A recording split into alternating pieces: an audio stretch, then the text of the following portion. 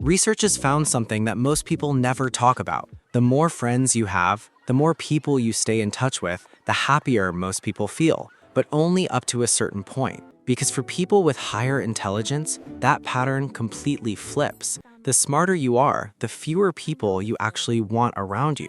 Not because something is wrong with you, not because you're shy, not because you have social anxiety, but because your brain is wired in a way that makes large social circles feel more draining than fulfilling. And the more time you spend around too many people, the more energy you lose. Most intelligent people live with this their whole lives, feeling exhausted by crowds, preferring fewer, deeper connections, and never quite understanding why. What you're about to hear isn't advice, it's the reason.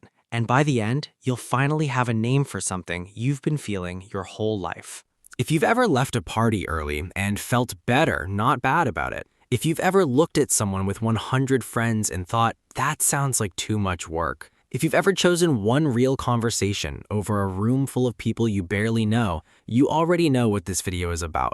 And what you're about to find out is that this preference isn't random. It follows a very clear pattern, one that shows up consistently in people who think at a higher level. Here is the first one.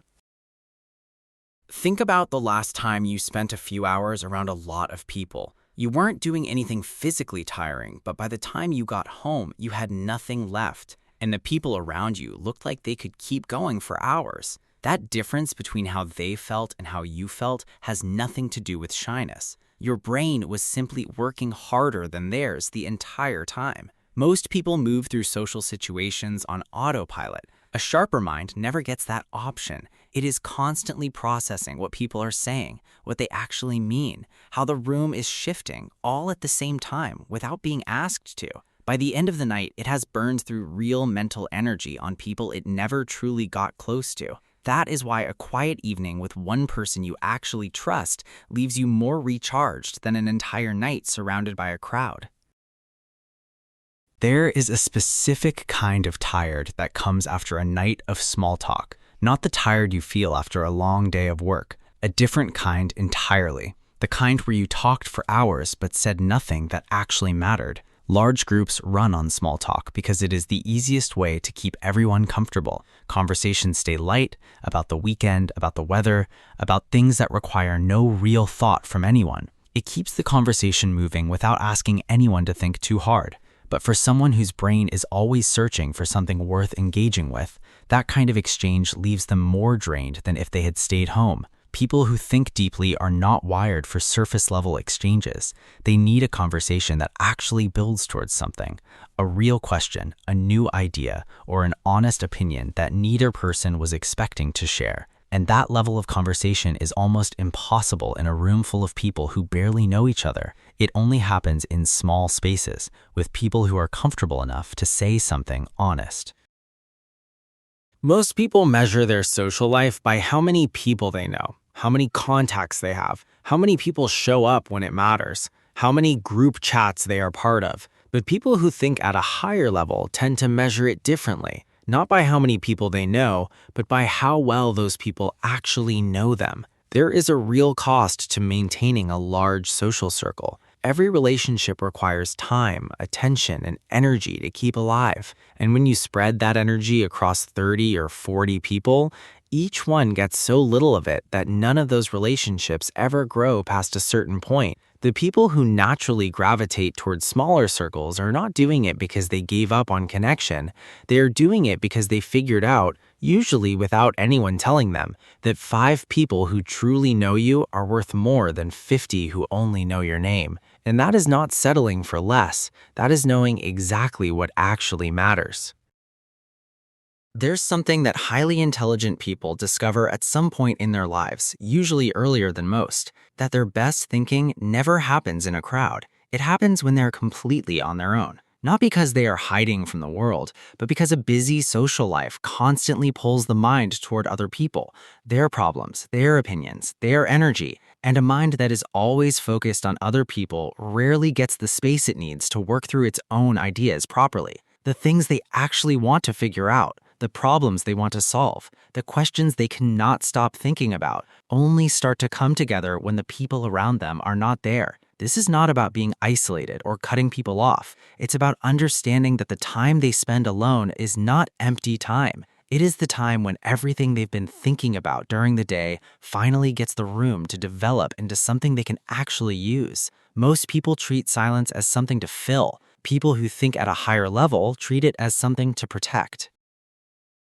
One thing changes after you have known enough people for long enough. You stop being impressed by how quickly someone talks to you, agrees with you, or acts like they understand you, because you have seen how easy it is for people to make a good first impression and how different they can be once enough time has passed. Most people keep adding new faces to their lives because every new friendship feels full of possibility. People who think more carefully stop chasing that feeling. They become more interested in seeing who stays consistent after the excitement of meeting someone has disappeared. That changes the way they build relationships. Instead of trying to know more people, they spend more time paying attention to the few who are already around them. That is why their circle becomes smaller as they get older. The people who stay are the ones who have proven again and again that they can be trusted. From the outside, that can look like someone who has become distant, but what actually changed is that they stopped deciding who to trust based on first impressions and started deciding based on what people did over time.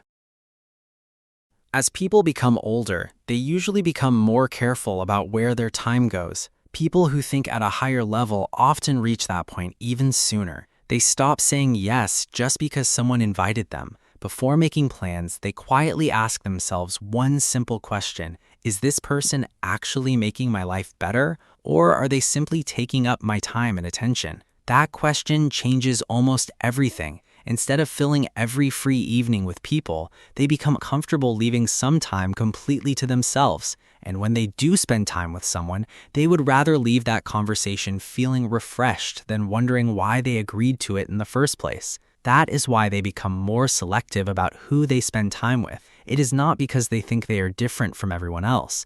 It is because they have learned that time and attention disappear much faster than most people realize. And once they are gone, you do not get them back. From the outside, that choice can look unfriendly or distant. But for them, it is simply a decision to protect the kind of life they actually want to live, instead of spending their time trying to be popular with people they were never close to in the first place.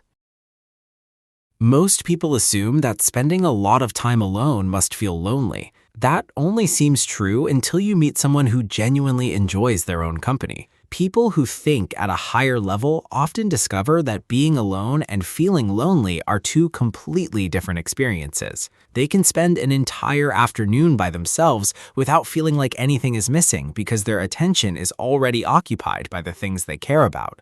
A book can keep them interested for hours, an idea can stay on their mind all day, and a quiet afternoon can feel more satisfying than a busy one spent moving from one conversation to the next. That changes the way they look at relationships. They stop spending time with people just to avoid being alone because they no longer see being alone as a problem that needs to be fixed. When they decide to spend time with someone, it is because they believe that person will make the day more enjoyable, not because they feel uncomfortable with an afternoon that has no plans. From the outside, that can look like someone who prefers being alone too often, but what actually changed is that they stopped thinking of time by themselves as something to avoid and started seeing it as a normal part of the life they enjoy. If you recognized yourself in these reasons, having a small social circle does not mean something is missing from your life. For many people, it simply means they have become more careful about who they give their time, attention, and trust to. Over time, they realize that a few strong relationships bring far more value than trying to stay connected with everyone they meet. If you found this video insightful and enjoy this kind of content, consider subscribing to the channel where we explore the patterns behind the way people think and behave. And if this video reminded you of someone who has always preferred a small circle, share it with them. It might help them understand something they have never been able to put into words.